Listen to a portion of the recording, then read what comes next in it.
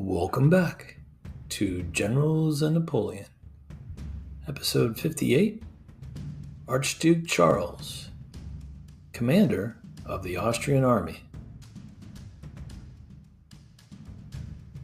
We have a very special guest joining us all the way from Scotland, my good friend Dave Hollins. Say hello, Dave. Hello. Hey, thanks for joining us. Dave is an author for several books in the Osprey collection, including Armies of the Napoleonic Wars, where he did a chapter on the Austrian army. And today we're going to talk about a very talented general from that army, correct, Dave? Yes, he's probably their most famous general, and of course the victor of Aspern over Napoleon. Oh, yeah, Archduke Charles. If you'd like to learn more about Dave, where can they find some of your books, Dave? Well, there's 7 Ospreys, and they're available from Osprey Publishing, and all good booksellers, as they say. Okay. There's the ABC Clio Encyclopedia of the French Revolutionary and Napoleonic Wars, which is a 3-volume work. And wrote quite a few contributions for that. And then Gregory Fremont Barnes' Armies of the Napoleonic Wars. And I wrote the Austrian section for that. Right. And then also in 2009, there was a symposium in Vienna, and unfortunately I couldn't make it in the end, but somebody read my speech out for me. My speech is in English, and it was just called Archduke Charles, Who Was He Really? But the speeches were assembled by Ferdi Verber, that's F-E-R-D-I, and then Verber, W-O umlaut B-E-R. Okay. And if you go to his site, and then it's just Ferdi Verber Bücher, and you can find the Zusammenfassung der Beiträge zum Napoleon Symposium, Feldzug 1809 im Heeresgeschichtlichen Museum, Wien. I cannot tell you how happy I am that you pronounced all that for me. Thank you. Yeah. Okay. Well, yeah, like I said, David A. Hollins is the author, and I'm super happy he agreed to join us today. And we're going to talk about Archduke Charles, who was one of Napoleon's most talented adversaries, wouldn't you say? Yes, in many ways. In many ways, he's almost the opposite of Napoleon, though. He's a great believer in sort of limited war. And whilst he tended to view Napoleon as a kind of short-term problem, that the real issues were kind of Prussia and Russia in the long term. But he lost patience in 1808 when Napoleon kicked the Spanish king off the throne. Right. Well, let's dive into Archduke Charles. He was born September 1771 in Florence, Italy, and he was the 3rd son of Emperor Leopold and his wife Mary Louisa of Spain. What was his upbringing like? Obviously privileged, but what was it like? It's rather different from what you might expect, because at the time, Leopold was the Grand Duke of Tuscany. It's what they call a secundogeniture, which is it's the emperor's brother would rule it on behalf of the empire, but it's not, strictly speaking, part of the empire. So he could pretty much do his own thing, and he actually disbanded the Tuscan army. And he's a very he's a liberal sort of enlightened ruler, and he knows by this stage that it's quite likely that he'll be emperor, because Joseph II, the current emperor, is having a few problems having children, so he's likely to be there one day. And he's thinking about things like constitutional monarchy. And when the French Revolution began, he actually thought it wasn't such a bad idea, because it looked like it would become a constitutional monarchy, and he thought that renewal of France would be beneficial to Austria, because they were allied under the 1756 alliance. So it's a very it's a fairly typical Enlightenment upbringing. He's in with his older brothers, that's Franz and Ferdinand. And they're being looked after the Paola Colorado, who was a bit of a relic from the time of Maria Theresa. in the middle of the 18th century. But he actually concentrated more on Franz and Ferdinand, and so Charles was more under the tutorship of a major from the infantry called Manfredini, and he's a kind of he's a rough and ready guy. He's done his 30 years in the army. He's become a Freiherr, which is a sort of a baronet. It's the minimum sort of noble title. Right.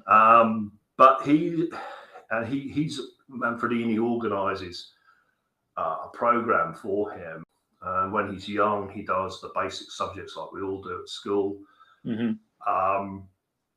And then in the afternoon, it's kind of physical activities, starting off with games and that sort of thing, and then it builds up to sort of fencing and the things that the nobles do.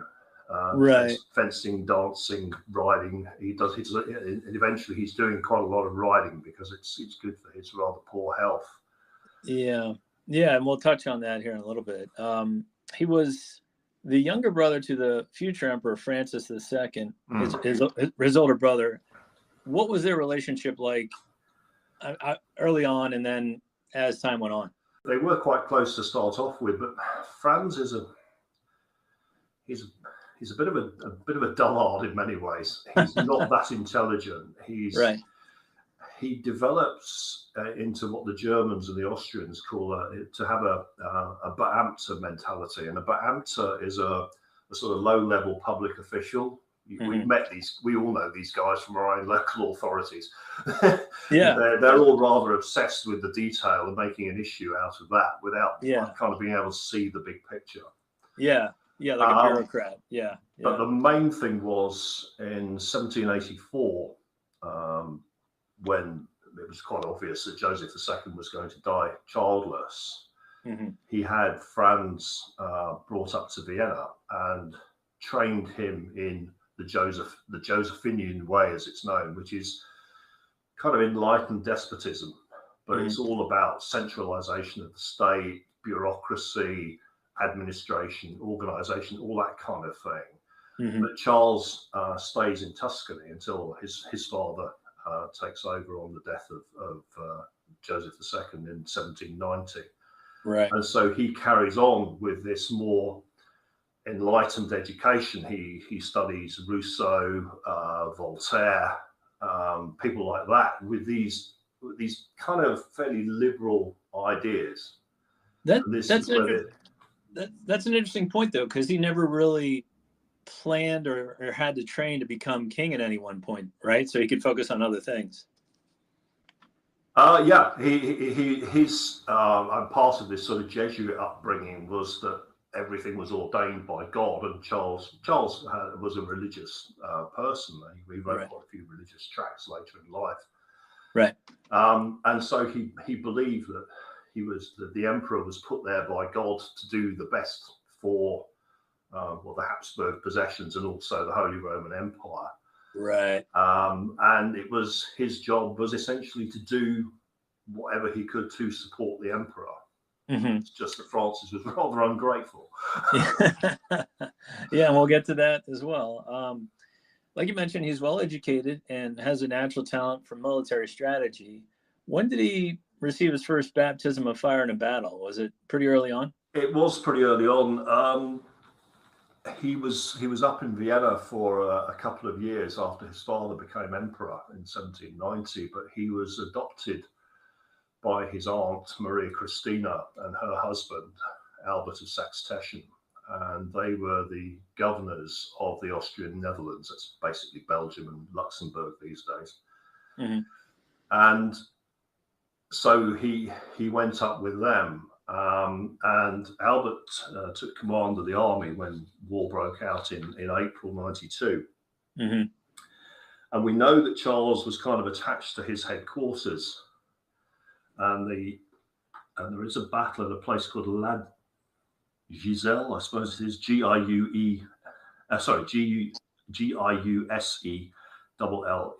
on the 11th of June. But all we know from that really is that Albert sent a report saying that he was calm under fire. So that's about all we know about it. But in terms of, he did have a spell with Hohenlohe again, with the headquarters when the Allies initially invaded. But I suppose in terms of having a real command, his first command was of a grenadier brigade at Jemappes. Yes, which is a loss for the Austrians. Yeah, I mean they were outnumbered about 3-1, and the French had a lot of heavy artillery.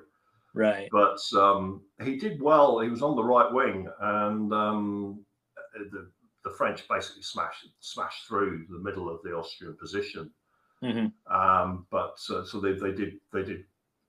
His brigade performed very well. But they were just overwhelmed, and the French then marched on up to Brussels. Yeah, but after that, at the successful battle near Winden, he distinguishes himself, and he quickly emerges as one of the best commanders in the Austrian army. Mm-hmm. He did have one weakness, which was you mentioned it before, his health. He had epileptic seizures. Did these come upon him frequently, like on campaign, or when did these happen? It's a myth that they came on him in battle. Mm-hmm. It's used by what they call the dynastic historians, guys writing biographies of him in the run up to World War One, and they were excuses really for the defeats in 1809, and also Hilaire Belloc, who wrote a little book on Turquoise.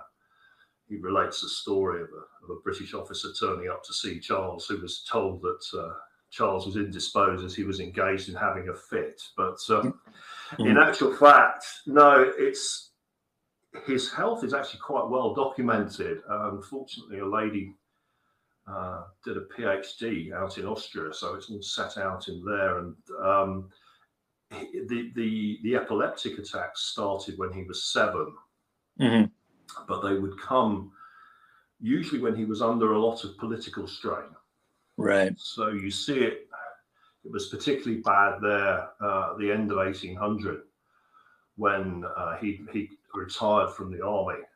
And also 1804 when there'd been a lot of political infighting in court and things like that. But there's no evidence of it. In fact, Grun, who was his private secretary, and Hoser, who was his doctor later on, they both say he didn't have anything after 1805, but he did have a lot of physical problems. He particularly suffered from rheumatic fever, which is it's where your immune system attacks healthy cells, and it makes your joints swell up, and it can affect your organs and that sort of thing. And of course, it's a lot of it's the result of the inbreeding.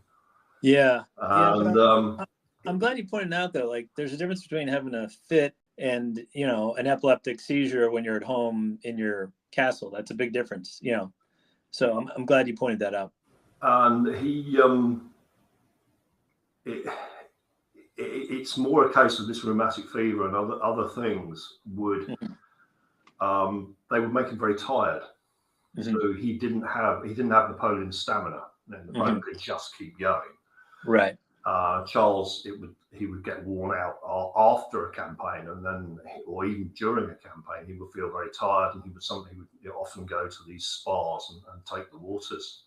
Right. Or he went off on a long ride around Bohemia, 1801 to 2. Yeah. So well, he lived a long life. He must have been overall healthy. Like he lived a long time. Oh yeah, I mean he was in good shape. I mean he was only a little bloke, and he was small rather than Napoleon allegedly being small. He wasn't much over 5 foot, but he had quite a muscular build. Mm-hmm. But it is just this physical weakness, and it also a combination of things really. He had a rather depressive character. Well, I guess things were going well, at least initially. In 1794, he's promoted to lieutenant field marshal and is active in battles in the Low Countries. This seems to be a hot spot for France and Austria, correct? It's always said that Belgium was a creation of British foreign policy to keep the French out of the Channel ports. Right. Austria had taken what were the Spanish Netherlands. in 1714 under the Treaty of Utrecht. Mm-hmm. And there was a lot of fighting there in the Succession War in the 1740s. Of course, they were allied to the French for the 7 Years' War, so it wasn't a problem then. But yeah, this was the first after the French had been successful at Valmy. This was their first excursion out of France. Right, and I see why they would want that position, because that's right on their border. You know, they, just to cover your northern border, you'd want to have Belgium occupied. Yeah, well, it's the push for the Rhine, really. So you go up into Belgium, you then sort of think about going into Germany, but the terrain into Germany is harder. Right. Belgium is more kind of rolling countryside. If you see the pictures of Waterloo, you can see what it looks like. It's not too bad for crossing that area, and the roads weren't too bad. And of course, it was the ports like Antwerp. Yep. Well, in 1796, he kind of finds his groove and he defeats the future Marshal Jourdan in a number of actions at Amberg, Würzburg, and Limburg, driving the French back over the Rhine. He also emerges victorious over a very talented General Moreau. What skills do you think made Archduke Charles a successful commander? I think it's a combination of things. I mean, he was quite lucky to start off with, in that he was successful. He led the advance guard at Aldenhoven and Neerwinden. They're just at the start of March 1793, and he led the advance guards, and he led the cavalry. There was a decisive cavalry charge at Aldenhoven, which he led in famously with the Latour Dragoons, who were actually raised in Belgium. And Neerwinden, he managed to hang on to the village of Doorsmail when they were having a hard time, and then managed to break out from there as Smoller smashed up one of the French columns, and Beniowski came into the flank of the French, and he attacked from the front, and that's really where the Neerwinden was won. Right. So his troops, he was there at the front, and of course he was prepared to go to the front. I mean, at Stockach, one of his grenadiers grabbed his bridle and said, "No, you can't go out into the open ground there, because the French have got plenty of artillery, and you might get your head blown off." and of course, there at Aspern, he rides out in amongst IR-15, grabs the flag famously, and he was out on the ridge. He just seems like an organized guy. Like, I mean, he didn't take unnecessary risks, but he knew where to position his men. He knew how to line them up in a good position. He just seems like a smart guy. Being a sort of product of the Enlightenment, he likes sort of nice, simple, straight lines. He got rather annoyed with Mack, of course, because Mack's plans for Tourcoing and Fleurus all went a bit wrong. Because they were elaborate sort of 6-column attacks that were going over bad ground and rivers and all this sort of thing. And so, the 1796 campaign in Germany is a very simple campaign. It's just based on the German road network. And so he liked things nice and simple like that. He did take a fairly mathematical approach to things, but more in terms of keeping his supply lines and depots covered. But, the main thing with him was that he was realistic. You get a lot of politicians and a lot of French generals as well. They all get a bit kind of carried away. Now we can do this, we can defeat the enemy, all this kind of thing. Right. Charles was realistic, but Austria just didn't have the capacity to take France on its own. Right. So it was the same with the battles. He would only commit the troops he needed to commit. Right. And I think when Vienna or the court would start beating the war drums, it always seemed to me that he was like the realistic one. Like, hey, no, we're not ready to take on Napoleon yet. Let's hold off. Yeah. And I think right down at the sort of tactical level. So his troops knew that he wouldn't throw their lives away unnecessarily. He would only throw in enough to achieve the objective. That's a great point.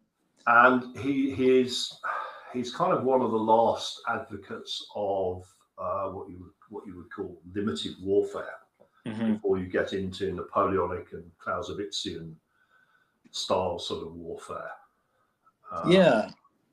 And he was affected by the, particularly when he looked around the Aspern battlefield.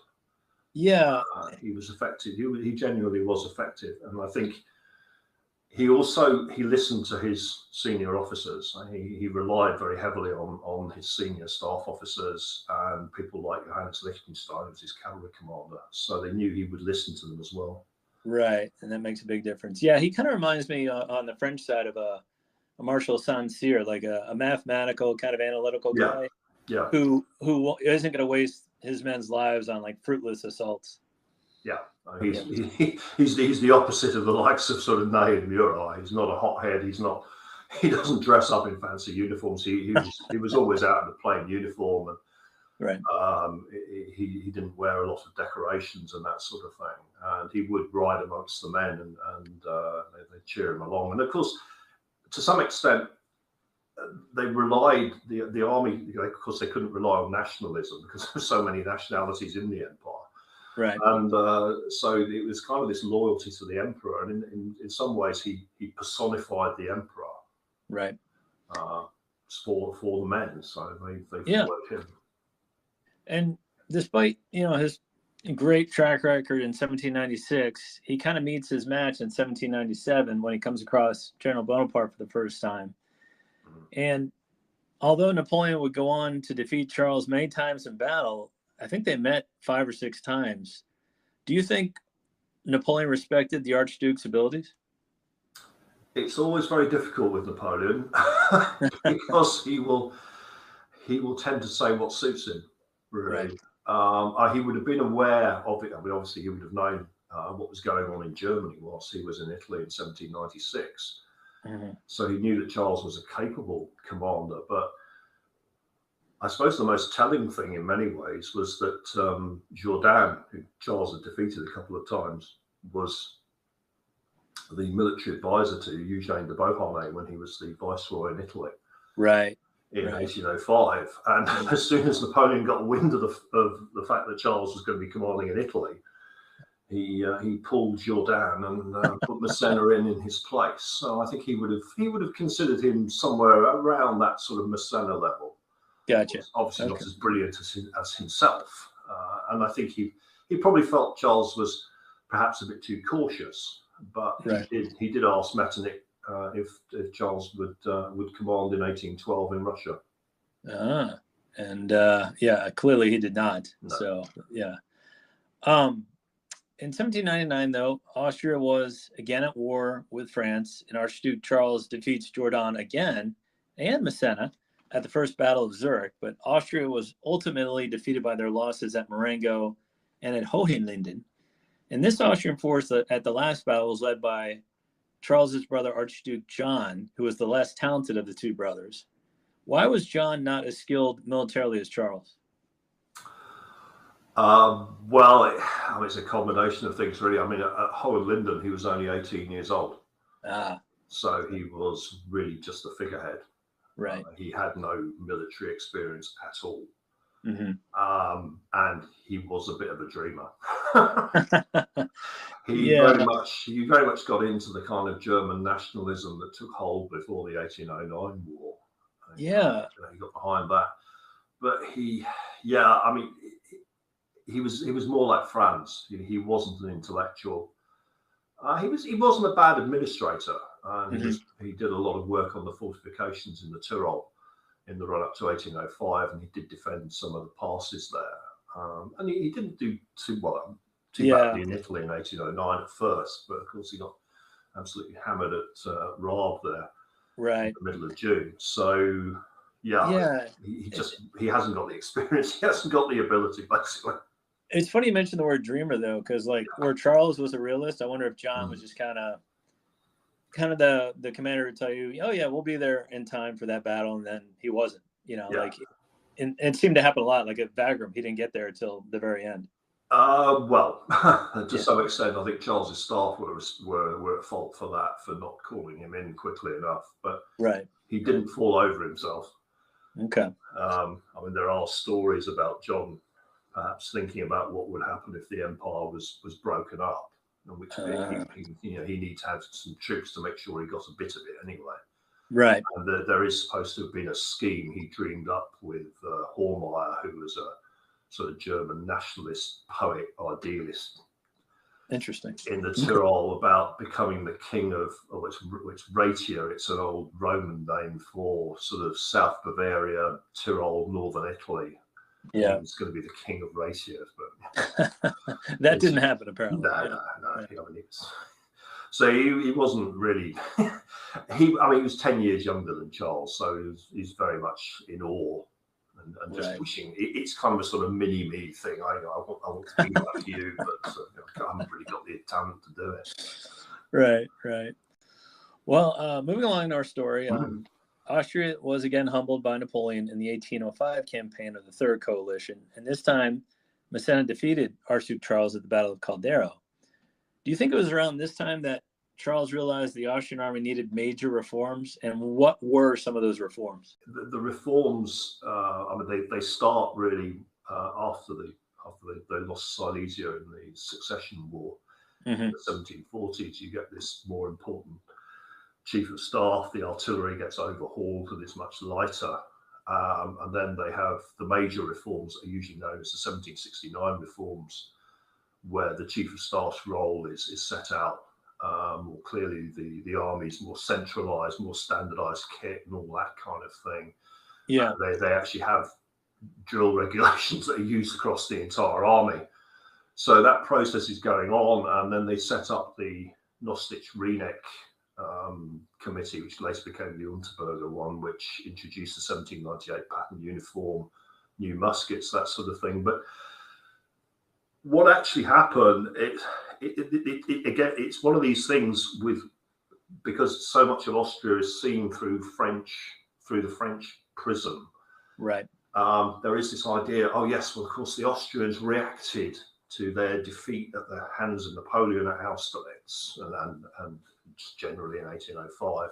Right.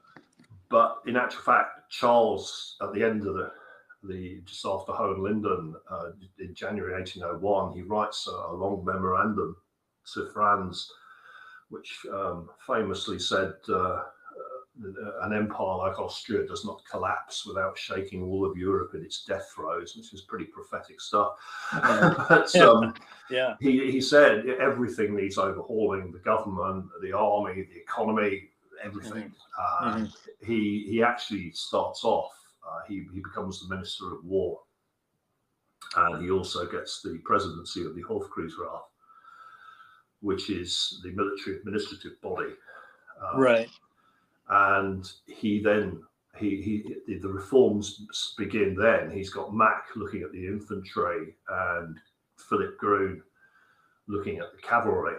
Right. And so they were actually preparing the reforms. The problem was the empire was broke, and most of the troops were either on furlough or they were sort of road gangs and that sort of thing, being hired out for civil engineering. So you and I were talking before the call about the role of the chief of staff, which was really expanded, and it really frees up the commanding general to focus on strategy, where you have this chief of staff who's doing like all the logistics and handling of the men, right? Like it gives him more time to focus on battle. That's right. I mean, Charles, originally it grew out. It was according to Chris Duffy, it was a suggestion by the French ambassador in 1757 that as they didn't have a Prince Eugene of Savoy from the Spanish Succession War, they needed to make the chief of staff more powerful. I don't know how much of that is myth, but they certainly started looking at that because they hadn't got a Prince Eugene. And it suited Charles because of his physical weakness, particularly the fatigue he suffered from. If he had a good chief of staff and good senior staff officers, he could offload the work onto them. I mean, he's got a civilian assistant called Matthias von Fassbender, who does a lot of the civilian work. He arranged for a big survey of the empire, so they had an idea of the empire's resources and all this kind of thing. No, that's a great example, I think, and Abraham Lincoln did the same thing. He hired men that were more talented than him to kind of carry out his policy. Right. Yeah. Yes. It's the same thing. Charles was quite prepared to delegate. He's the exact opposite of Napoleon, who was kind of had his finger in every pie. Mm-hmm. Well, in 1809, Austria again went to war with France, and this time, Archduke Charles is a field marshal, and after initial setbacks at Ebensburg, Landshut, and Eckmühl, Charles handed Napoleon his first defeat in a decade at the epic Battle of Aspern-Essling. Why was Charles triumphant in this particular battle? Well, to some extent, actually, it's the chief of staff. He'd had a guy called Prochaska rather foisted upon him at the start of the campaign. Prochaska basically lost his head during Eckmühl. Right. He just lost control of it completely. Mm-hmm. And once Charles had retreated back into Bohemia, which is sort of now the Western Czech Republic, going back along the northern side of the Danube there, mm-hmm. He probably booted Prochaska out of headquarters, and Max Wimpfen, who was then the general adjutant, moved over and became the chief of staff.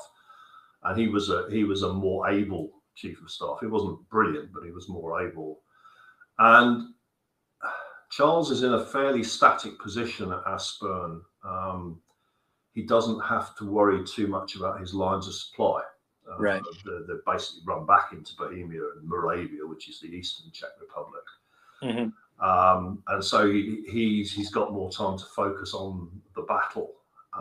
But they do actually, the battle is kind of, their plan is kind of off balance, because what they thought the French were going to do was come over Lobau and then go back up the river to Schwarzenau, which is the bridgehead across the old Danube bridges, which mm-hmm. they'd been burned. Mm-hmm. But they thought they were going to go up there, and so they expected the French to come up through Aspern and then through Hochstetten and then come along the riverbank there. Right. And so the idea was like a sort of pincer movement of three of the corps as they came out through Hochstetten. But of course, the French actually only went as far as Aspern. Yeah, I know Bonapartists will tell me that Napoleon had the bridges taken out and he was fighting with the river against his back. But Archduke Charles, that's not his problem. He saw the French army against the river and he attacked, which I think was the right move. Oh yeah, he's very much influenced. People tend to forget this, but Charles himself was very influenced by Prince Eugene of Savoy. Mm-hmm. And his big victory over the Turks was at a battle called Zenta in 1697. And that was mm-hmm. a very similar situation. He caught the Turks kind of halfway across the river. Mm-hmm. And Charles actually wrote after the battle, after Aspern, I've manoeuvred on this plain as against the Turks. So it's clearly a reference to Zenta. Right. But what he did, once they kind of realized what was happening, he knew there was no point really piling in to start straight away. Mm. Because if you only defeat 10,000 men, it's not going to make that much difference. Right. So he was intent on allowing a reasonable chunk of Napoleon's army over, small enough for him to defeat, but big enough to have an effect on it. But Charles is always open to new ideas. Right. Because of his kind of Enlightenment background. And when the engineers came to him and said, look, they're building these bridges. Mm-hmm. What we've got to do is chuck some stones in barges mm-hmm. and get some of these water mills, which are like, they're like the water mills on a river, but they're horizontal rather than vertical, and they just stuck them in the river. Right. And just set those free as well. Let them go down and smash the bridges up to delay the French coming across. Yeah. But of course, as the French start to get the troops across, they start building up in the centre, and they try to break out on the 21st and the 22nd.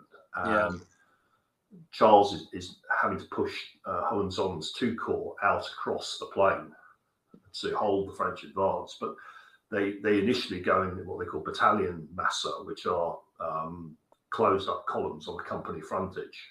Yeah. So they're 18 ranks deep, and they were getting quite badly smashed up by the French artillery. So he was breaking them down into divisions master, either on a half company or a full company frontage, just so that they could fill the gap.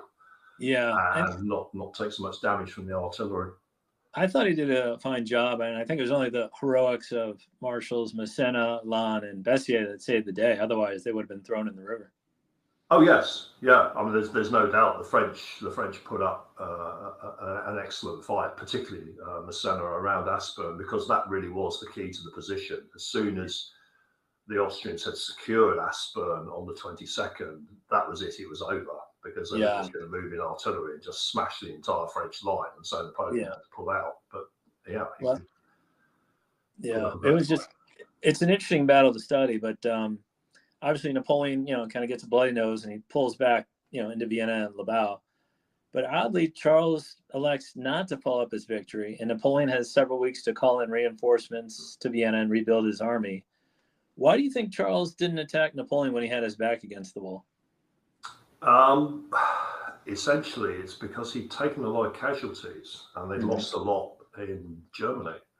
So he didn't really have an awful lot to reinforce his army with. The 3rd Battalions had been marched away just before Aspern. They're in Bohemia for more drill, and they could have them back. But beyond that, it's just the Landwehr battalions. He's not got that big a force, and of course he would have the opposite problem that Napoleon had. He's got to build a bridge somewhere, and the French could do exactly the same thing. They could smash his bridges up and stop him getting across. Yeah. But Charles was also, they knew that Wellington was advancing in Portugal, and it was they weren't sure exactly what the Russians were going to do. Right. And so he was kind of hoping, that was one of his failings, was he didn't understand that Napoleon had to win. Charles was quite happy to compromise. If there's a victory or a sort of semi-victory or something like that, then they could kind of get together and make a peace treaty, and that would be it. Right. But of course, Napoleon had to keep winning. He had to be the top dog, otherwise he was out on his ear. And this all led to the huge Battle of Wagram, which was a very close run loss for the Austrians. And there were many reasons for the loss, including the late arrival of Archduke John to the battlefield. And after a secondary battle at Zenang, peace is declared with France, and Charles gives up all of his military positions. Was he just sick of war at this point? Or was he disgusted with his brothers? I think it was a combination of things. As I said, when we were talking earlier, he went out on the battlefield at Aspern, and it was, in the past, he'd always kind of moved on from his battlefields, and they'd been much smaller armies anyway. Right. But he saw the devastation, and he wrote a letter actually on the battlefield the day after the battle, and he's obviously shocked by what he sees. So many casualties. Right. And again, of course, it's even worse at Wagram. But really, it was more a case of Franz basically told him to resign. Franz's kind of attitude was, I'll get a bunch of guys and they'll give me the solution, and they'll, it's all great until it all goes wrong. Then that will get sacked and a new lot come in. Well, it must have been awkward for Charles because, he's the commander of the army, and he's always telling Francis to not go to war with Napoleon. Francis ignores him. They go to war with Napoleon and they lose. So Archduke Charles is probably like, look, you don't listen to me. You don't give me enough troops to win these battles. What am I doing out here? Yeah. I think he had enough of the political infighting as well, because Stadion, the foreign minister, who was also swept away at the end of the war, but Stadion had been giving him a hard time and undermining him during the retreat from Bavaria as well. So I think he really just had enough. But Napoleon did ask Metternich to ask him if he would command in 1812, and Charles wrote that he just washed his hands like Pontius Pilate and would have nothing to do with it. But he did offer to command in 1813.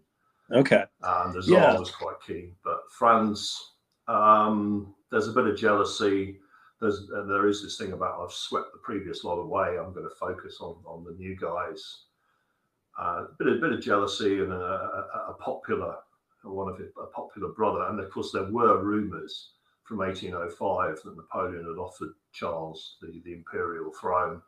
Ah, interesting. And so there was quite a lot of suspicion. Yeah. On the front, he was a naturally sort of suspicious person. Yeah, I don't blame him. Yeah. So, like you mentioned, Austria joins the Sixth Coalition during the 1814 campaign, but Charles is not given a command, and he lives out the rest of his life in retirement. What does he do in his later years? I know he gets married in 1815. Yeah, he was made the governor of Mainz in West Germany there for a few months in 1815. And that's when he met Henrietta Maria of Nassau-Weilburg, who was a local aristocrat. And yes, they were married very quickly. She was only 18 years old. He was 44. Oh, wow. It was a very happy marriage. Good. Did they have children? They had 6 children. Okay. Unfortunately, she died. She died in 1829. Okay. So he was left with 6 small children. Yeah. But he kind of went into retirement anyway. He inherited Duke Albert of Saxe-Tessen's estates, and Albert actually he owned the Albertina Palace, which is a very famous art museum because Albert was a big art collector. So he was looking after the Albertina as well, and he built a castle which is called the Weilburg. It was destroyed in the Second World War, and it looked like Henrietta's home. But yeah, he was an avid gardener as well. Roses were his particular favourite. But the other thing he did really was he then started writing histories of campaigns that he'd fought, and also assessments of other campaigns to instruct his male children in their future military careers. Okay. Well, I know he passes away in Vienna in 1847, and the next question is kind of a tricky one, but because he lost several battles to Napoleon, but defeated him once and defeated several of his marshals. What do you think his legacy was? I think it's a hidden legacy. It is this. The problem with Austria is that it's been clouded out because of the wars of the 20th century. Have made many writers turn away from Germanic sources, and so they don't see that this is where the modern general staff starts. Right. That Charles is developing it, so that the chief of staff becomes a real kingpin. It's not that mythology of Napoleon and Berthier. And also that they did Meyer, who was the chief of staff in the run-up to the 1809 war, he looks very closely at the course system, and they do try and set up a course system as it will be developed by the Prussians later on. Charles said he wanted his corps commanders to know what he wanted just from the look on his face. Right. So he is it is this devolving the power out as well. So people don't realise what he left behind. And also in his writings, there was a guy called Halleck, I think, in the American Civil War. And he was the only one who followed Charles, and they all reputedly had a copy of Jomini in their pockets.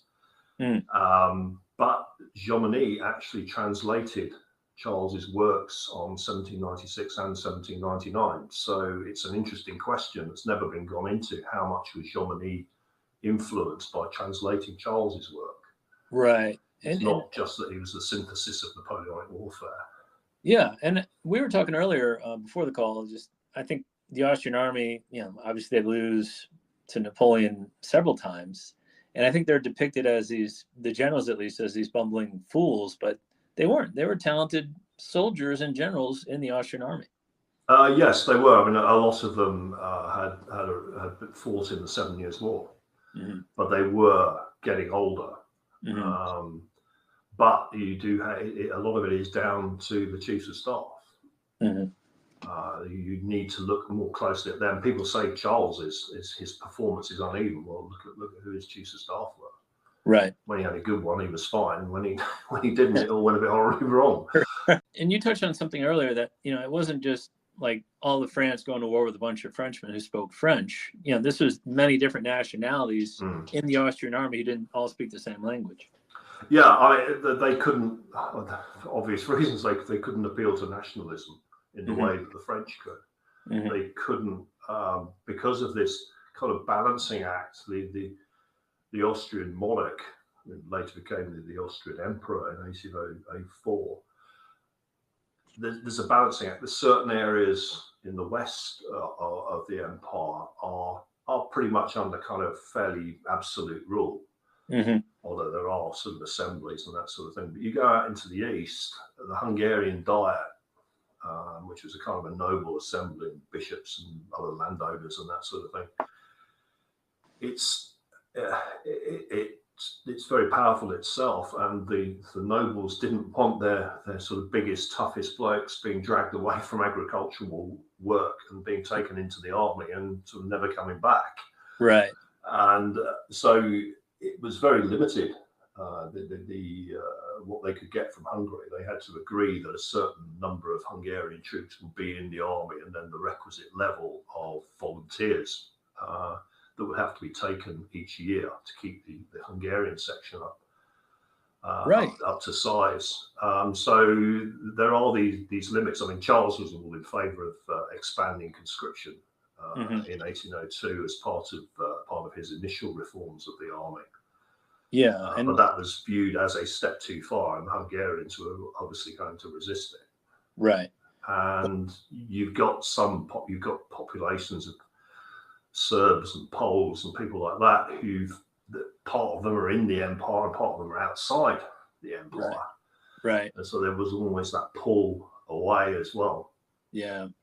Well, I think Charles did as well as any of the Austrian generals, and in his fights against the genius that was Napoleon. So I just don't think he gets enough credit for what he did accomplish in his commanding days.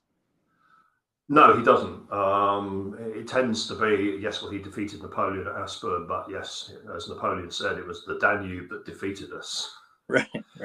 And it is his focus on limited war. Right. Has, of course, come back into fashion more since about 1945. Yep. And that's, but yeah, there is no English biography of him. Right. Well, that might be your next book right there. There you go. Yeah, I've tried 2 or 3 times. It gets so complicated because people aren't familiar with the sort of cast of characters. Right. Yeah. Let alone the political system and everything else. Yeah. It's not an easy job. No, I know firsthand. It's a lot to cover. Well, thank you, Dave, for all of that. That was a great overview, very informative. And again, if you'd like to buy some of Dave's books, anywhere you can find books or books that he's contributed to is David A. Hollins is the author's name. And thank you, my friend. That was really great stuff. A pleasure talking to you, John, and thank you for running your podcast. I know how much work that you and Alex and others put into these podcasts, so I'm quite happy to contribute and bang the drum for Austria, as I've said elsewhere. Well, I appreciate you banging that drum for Austria and for the podcast. So thank you, Dave, and we'll talk soon. Yeah, pleasure. Thanks very much. Bye-bye, John.